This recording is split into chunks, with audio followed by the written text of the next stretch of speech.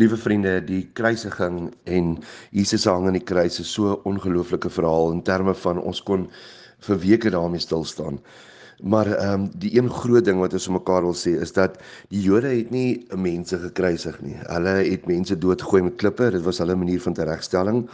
En die Romeine sou nooit hulle eie burgers aan die kruis gehang het nie. Nee, hulle het mense onthoof, mans, of hulle het vir vrouens verwrig. Dit was hulle manier van teregstelling. Die kruisiging was die straf van slawe of militêre drosters en rebelle gewees. En ons sien daardeur dat hulle hang Jesus aan die kruis. Maar hoekom die Jode Jesus aan die kruis gehang het? Want hulle het geglo dat iemand wat gekruisig is vervloek deur God. Deuteronomium 21 vers 22 tot 23. En hulle wou ook om op so 'n manier straf dat die Jode na die tyd hom vervloek het, want dit kom uit die Joodse kultuur, maar dat God hom ook vervloek het. So dis hoe hulle van 'n vloekhout praat. So hulle wou nie net vir Jesus dood hê nie, hulle wou ook sy nagedagtenis dood hê.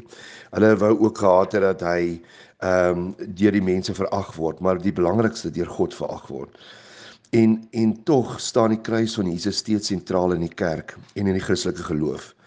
Dit is 'n simbool wat ons in amper alle kerke sien. Hoewel ons dit nie altyd goed verstaan nie, vriende, lê die behou daarin dat ons met alles in ons moet vasklou aan die kruis. Ons weet dat die kruis die bron van ons redding en die geheim van die kerk se lewe is, maar meer nog, die geheim van die verlossing van die wêreld. Vriende, en aan die kruis sien ons dat die duiwel vir die eerste keer saam met God stem.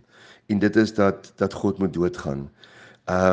Maar hy wil vir God verneder het, die duiwel, en wil hom net dood hê. Vir Jesus en vir God is dit 'n simbool van verlossing. Ons moet egter nie dink dat omdat Jesus God en mens gelyk was, dat die lyding en die kruis vir hom maklik was nie. Dit was nie. Ons hoor dit op talle plekke. Ons hoor dit seker die duidelikste in Jesus se worsteling met God.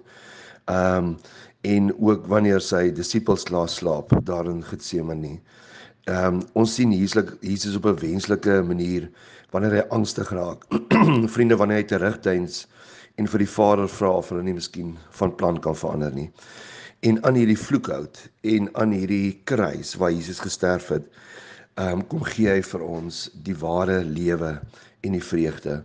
Vriende, en daarom sal die kruis altyd die belangrikste simboliek en die simbool in die wêreld wees. Dit is nog steeds die belangrikste simbool in die wêreld, want dit is vir ons 'n simbool